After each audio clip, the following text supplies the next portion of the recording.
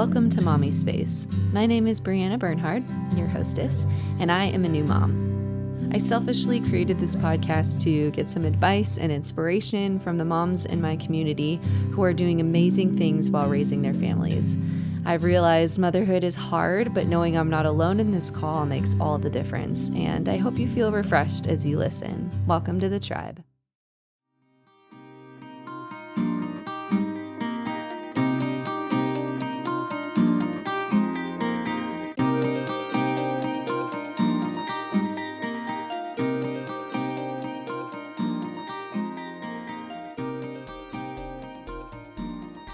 Welcome back to Mommispace. This is Bree, and today I'm here with my good friend Kerry Allen. Kerry, welcome. Thank you.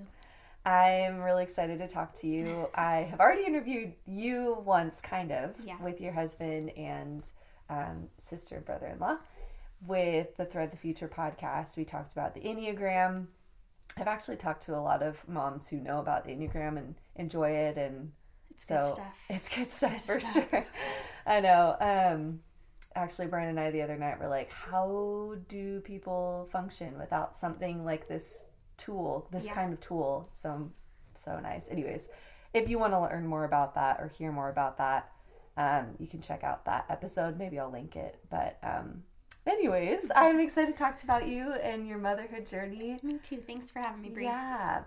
Before we kind of dive into that, could you just tell us a little bit about yourself, family life? What's that all look like for you? Yeah, I am married to Nathan. We've been married for 15 years. We got married at 19. We were young. Now I think about it and I'm like, I realize now why our parents were freaking out. Like, yeah. My oldest is 11 and I'm like, I can't imagine him getting married in 8 years. I can't imagine him doing anything in 8 years. I know. So I realize now why our parents were like so unsettled by our decision to get married so young. But it's been it hasn't been easy, but it has been amazing. I love the journey and the process. There's been hard times, but it's, our first year was really difficult, and it's progressively gotten better and better. And, there's been struggles throughout, but it's fun to come together and work on them and improve and connect and grow deeper. That's awesome. Thanks. And we have 3 boys. Hudson is our oldest. He's 11.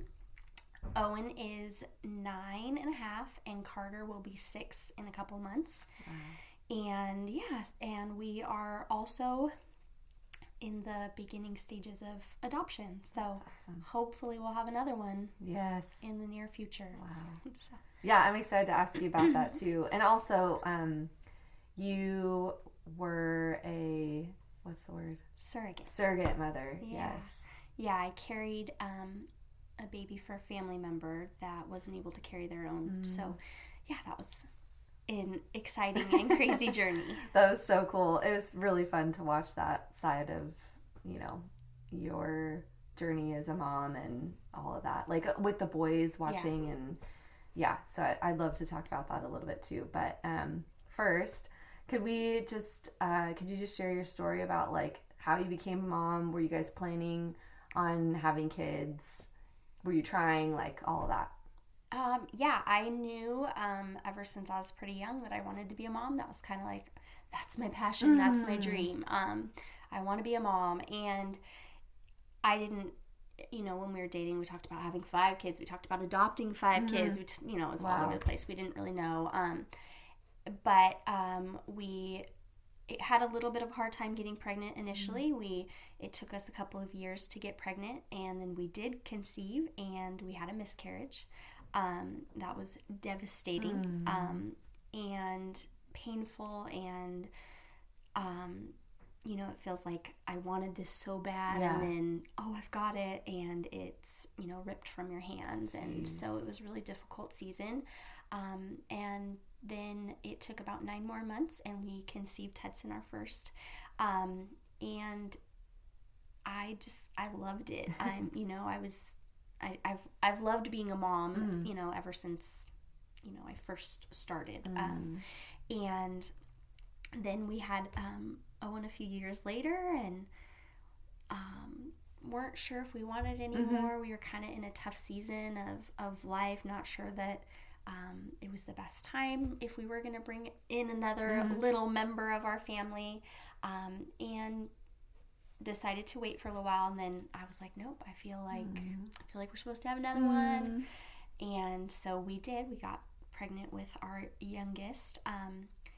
And I had really wanted a little girl. And so when we found out that Carter was a boy, there was a bit of grieving for me, that, okay, I'm never going to be a mom to a little girl. I'm not going to have that, mother-daughter relationship that you see. And, I have friends and that closeness with their moms. And so I grieved, but it wasn't a grieving like, oh, I'm having another boy, because he's amazing, and I was excited, and he's fun and challenging every minute of every day. But it was just that thinking that I wasn't ever going to have, that mom-daughter thing. So I had to work through that and grieve that. And so, yeah. That's great. Yeah.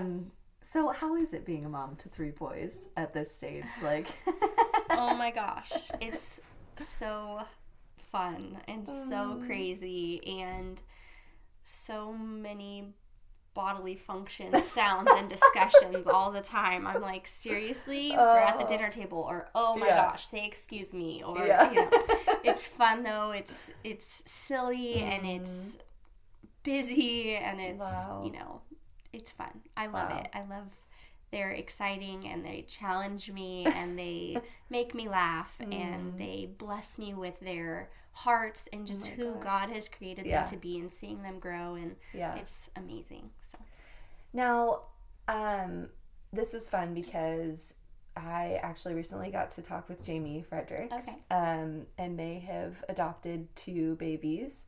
We got to hear her journey with that. But I'd like for you to share a little bit about, like, kind of where you're on, like, that journey of going through adoption, the whole process. Like, you'd mentioned that you guys had probably talked about adoption before. Yeah. Like, you had kids, but, where did that come from? Had you dreamed about that when you were young too? And kind of maybe catch us up on where you guys are at now. Well, Nathan, when he was 18, went on a missions trip to Africa. He went to Ghana, and when he came back, he was just like so in love with the experience. And I think that is when we initially, we were interested in each other, dating. And when we got more serious, we talked about, it being an option. It wasn't something that we were ever like, oh, we're for sure doing this, and we're for sure not having biological kids, or either one. Right, it was just, but when we got married, in our first year, Nathan's dad was really sick. He had gotten diagnosed with cancer, and we both really wanted him to know his grandkids. And so that was kind of like, pushed us to like, we want to pursue this, journey into parenthood right away. And so we started, just trying to have our own biological, and I didn't really think much about the adoption call process, desire, until a couple of years ago. I was actually at a conference for women, and they were doing like a big push for like adopting family or sponsoring a kid through like World Vision. Oh, wow. And there was just something about it that hit me. Like, really? I want to be about that. I want to be about taking care of the people that don't have what I have, or I want my kids to be about helping other people and serving other people. And I talked to Nathan about it, and I said, I don't know that this is it, though. I almost feel, I was so nervous to say it, but something about adoption. He was like, let's do it. Like, he was all in, and I was really hesitant, and I sat on it and was really just quiet and prayed, and probably almost 6 months. Wow. And then it was like, no, I feel like this is for us. I feel like this is right. I feel like God's calling us to do this. He's, impressed this on my heart. And so, Mike and Jamie are good friends. And so we started talking to them about it, and just trying to glean as much as we could from their journey. And so yeah, we started our process about a year ago. We've submitted everything for our home study. We've worked on that process. We had decided on a country. We had decided on adopting from Ethiopia. We basically decided to go the same path as Mike and Jamie. Like, they've carved a way. We're going to go past least resistance. Like, just totally hold on to their skirt tails and, go. Yeah. But Ethiopia has banned international adoptions. So we are trying to figure out what God has for us. We know He has adoption for us, and so we're trying to figure it out. It's been an interesting journey. It's so exciting, and it's so hard. So much is out of your control, and so you just have to kind of just wait and trust that God's got this. I know that He's bigger, and I know that He knows who that little one is supposed to be in our family, and He's going to bring that little person, and I have to just sit and trust and wait, and it's not easy. That's hard. And Jamie mentioned that like whole process it's like not easy at all, and very much out of your control. It sounds really humbling. Like I can't even imagine. But wow. There's I've realized, it sounds silly, but there's like little things that have happened throughout our lives or little connections that I can easily write off as like, oh, that's just a coincidence, or that's not, don't make it bigger than it is. Right. But I've realized over the last probably even few weeks or month that those are really significant to my heart, and that I think that that it's a connection that the Lord. I don't know how to even articulate it at all. Of like well, like for me, when we had decided on Ethiopia, there were lots of connections for me. Like our kids, their preschool class had sponsored a little boy through World Vision, and he's from Ethiopia. Aww. And so immediately when we decided that country, their hearts were so excited. There was a connection for them. Wow. And so that's like an example. And now, so I've kind of had to like, okay, God, if that's not going to happen, there's going to be other connections. Or like, my husband, he's totally willing to adopt from anywhere, really. He doesn't have like his heart set on Africa, or a country, in Africa. And for me, that is significant. Like, I remember talking to him when we were dating about adopting from Africa. I've pictured that little face, that, dark skin, curly hair, and I want that. Yeah. And so I'm working on allowing myself to dream, allowing myself to hope for those things, and trusting that God has impressed those things on my heart, that he's making those connections for a reason, that there's significance behind it, rather than just like, oh, it's a coincidence or whatever. So it's difficult and painful. Like some of them, like, okay, Ethiopia, there was connections there that felt important and confirming to me, and that's not where God has us, and that's okay. There's gonna be other things that we can connect to, or that He will bring that connect and are important. So. That's amazing. Yeah. Well, okay, so I like to talk to moms about their passions in life, and you'd mentioned being a mom is a passion for you. Yeah. But I kind of want to hear from you, like, how does it bring you joy? Like, how does this, like, being a mom, like, fuel you in your day-to-day? If there are other things that fuel you, please share that too. But also, like, I don't know, I have been so inspired by you, even in the surrogacy process, because that's like a big deal. Like, that's a huge sacrifice, and not just with your physical body, but emotionally, like financially, all of that stuff. So can you just share a little bit about like your passions, and kind of, like, I'm assuming that that's like one of your main passions. Yeah, for sure. I think being a mom has always been my passion. I knew that. And other than that, I was like, I'm not really passionate. Other than that, that's it. That's the only one. I think that I've discovered through my 15 years of marriage that I'm super passionate about marriage. Yeah. Not just my own, but like supporting, connecting, working on marriage with friends, with, you know, people in our community. We've done some marriage small groups. It's just, I love it. I love being married. I love connecting with my husband. I love being a team. It's awesome. So that's exciting. And being a mom is probably one of the biggest ones. After I became a mom and, you know, had my kids, I was just like, okay, now what? And I kind of discovered, I think probably the surrogacy and kind of working through post-surrogacy helped me realize that it's so much more than just being a mom. I'm passionate about family, and it's not just my family. You know, my family's super important, and that's the number one.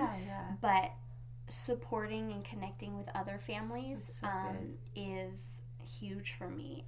So being a surrogate, helping someone who, you know, we have some friends where the mom was going through some tough health stuff, and so just having her kids over and letting them play at our house for a while and giving her some time to rest or, you know, deal with her, you know, her medical stuff. That is what I'm all about. I want to take families' meals after they have a baby, or, you know, those are the things that feed me and, you know, make me feel like I've got some value, something to offer. Yeah. So.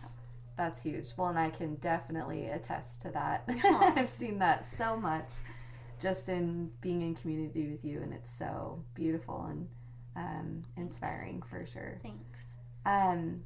Okay, so I really love to ask moms, like, how do you manage your time? How do you take care of your heart? Like, with doing, like, this is such a huge job, and it's not just like you check the list off and you're done for the day. It's like never ending, and will affect the future of the world, really. Right, totally. So, like, what are some ways that you tend to yourself and manage your time and all of that, like, so that you can be what you're made to be for your family?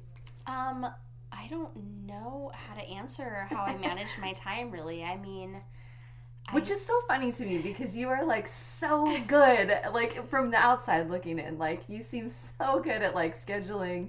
You, like, okay, guys, those of you who don't know Kerry, you're so good at, like, creating things, like, I don't know, like, this is totally a side note, but I love the little things that you do, like, for the kids on, like, Easter. Aww. Or, like, just little crafty things that'll be exciting to them. Like, you're organized and, like, just seems like you, like, you're like the Pinterest mom.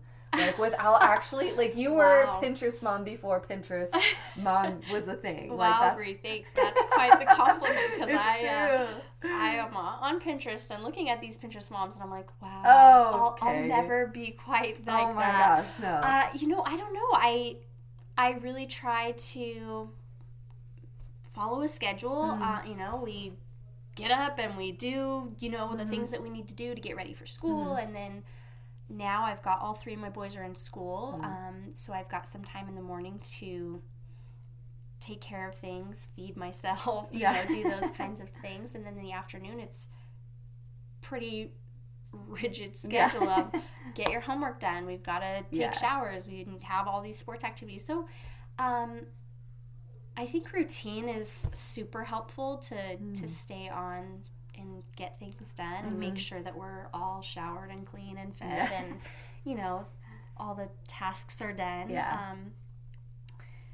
For me, taking care of my heart, I've realized over the last few years that I really enjoy exercise. So that feeds me. I am excited when I'm done. I feel good. I love to see the progress of what my body can do and how far I can go. I enjoy just the accomplishment of it. And I also, this one, I feel embarrassed saying it, but I love getting manicures and pedicures. Oh, yeah. That's great. And it's so silly. I feel like it's silly to say that feeds me, but my husband he'll be like, yeah, you're a better person after you get a manicure and pedicure. Like, no way. You are a happier human being. And I'm like, that is so sweet. Funny. So he's so, all in support it because he sees that it feeds me. But things like that, or having coffee with a girlfriend, connecting with other ladies, that it's something that helps me realize, like, okay, what I'm doing, it has significance. Oh, I'm not alone in feeling like I'm crazy, or oh, I freaked out at my kids, and oh, she did too. Okay, this isn't. I'm not the worst mom in the world. Those things, help to feed me, center me, ground me. So that's awesome. Yeah. Yeah, like the stepping back gives perspective. Yeah. It seems like. To realize I'm not alone. Yeah. That's so good. Okay, so this one's kind of a fun, crazy one, but have you experienced mom guilt? Like every day. And I don't know if you find a lady that hasn't, I want her number. I know. Yeah, I have mom guilt going and getting a manicure and pedicure, or whatever. It could be not being able to sign up to bring something to the class party. There's always something. I think that I kind of combat it just knowing that I'm doing the best that I can, and I'm not going to do it perfect. There isn't a perfect mom, and there's going to be disappointments, and there's going to be things that are challenging and hard, or shortcomings that hurt one of my kids. But that's okay. That's part of life, and we address it. We focus on, like talk it through and go from there. And, feeling guilty about doing things that feed me, I've realized that I can't. Like, I just have to know this is for me and this is important, and I am better for taking care of me, putting the laundry aside, or, like, sorry, you're having cereal for dinner, whatever it is. Like, totally. It's important to take care of me, and that doesn't get to be last on the list. That needs to be at the top of the list. That's because so I'm important, and by taking care of me, I am able to take care of them better. Yeah, that's huge. That's so good. Okay, so when you hear the word legacy, like, what do you think about when you want to leave a legacy to your boys, to potentially future kids, both for yourself and, like, what do you want them to kind of be raised in, or, like, what do you want their heritage to look like? This one was a hard one as I thought through it. I know, it's hard. What do I want to leave my kids? And I think for me, the thing that I've come to is I want them to be about other people. I want them to be about loving other people, about supporting other people, about accepting other people, about loving them through their situation, their season, their struggle, about doing whatever they can to support and give. I don't, we've talked about the surrogacy thing, and that was something that I was able to give to our family, and it was not just a sacrifice on my part at all, physically and emotionally. It was a sacrifice on my whole family's part. My kids had to sacrifice their mom being pregnant and uncomfortable, or crazy hormonal. My husband had to give me shots, every day for lots of months, there was lots of other sacrifices that he went through.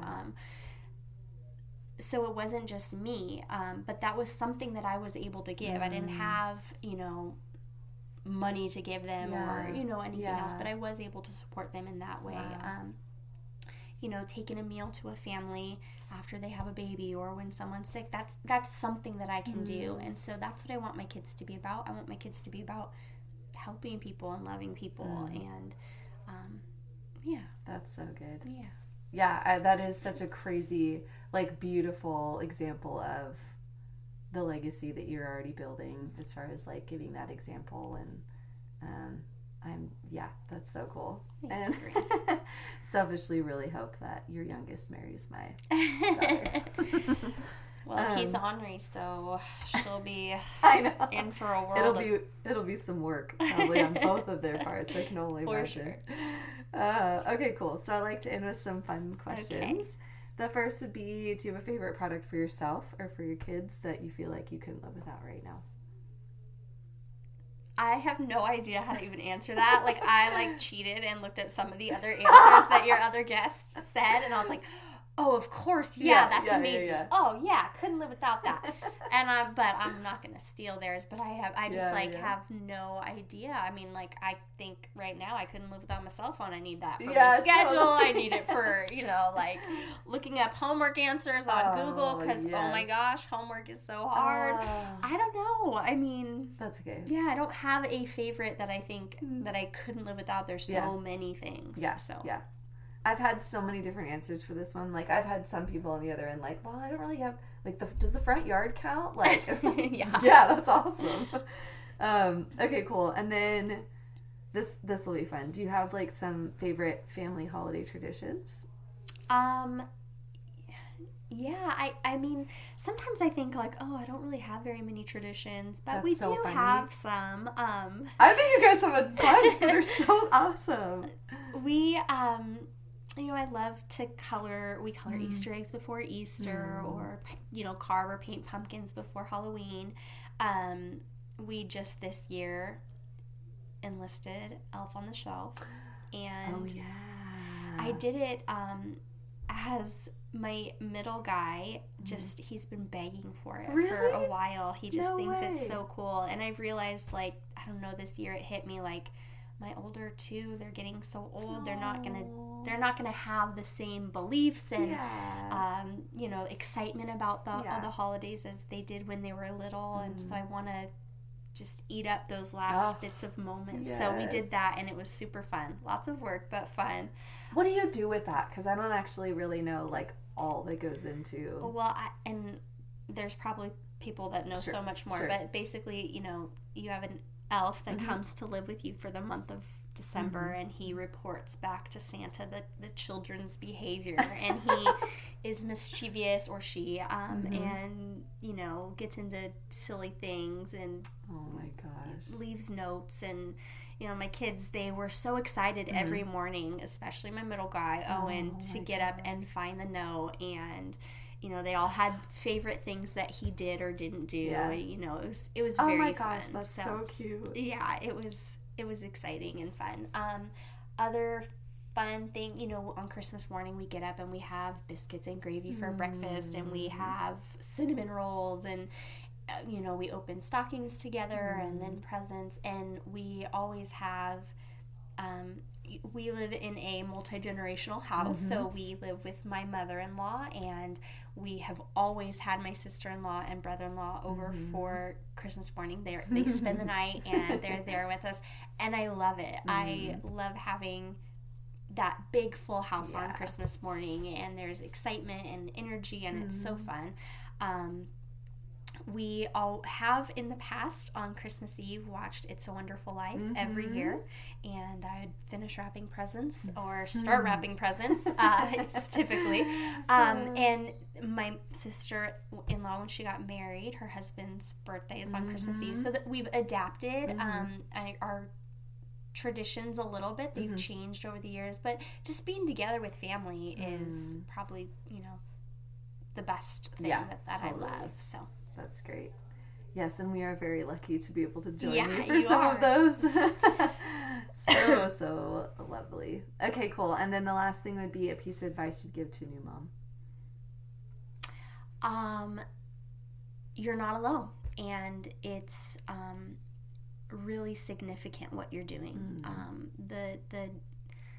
After I was a surrogate, I went through a season of feeling super insignificant. It's I went, I had all these, probably 9 months to a year of hearing how amazing I was, and oh, you're such an angel, you're a hero, blah blah blah, and then went back to just tending to my own kids and my husband and my family, and it felt really insignificant for a while. Oh yeah, this is wiping my kid's booty or feeding them dinner. It just didn't feel very important, and I had to realize this is super important. And yes, that was important to that family at that time, but this is super important to my family forever. And it is in washing the laundry or making dinner that has significant value. And yeah, you're not alone, and you're important. What you do matters. That's so good. I'll take that for myself too. Good. Kerry, thank you so much for sharing your journey and some advice. Thanks for having me, Bree. Absolutely.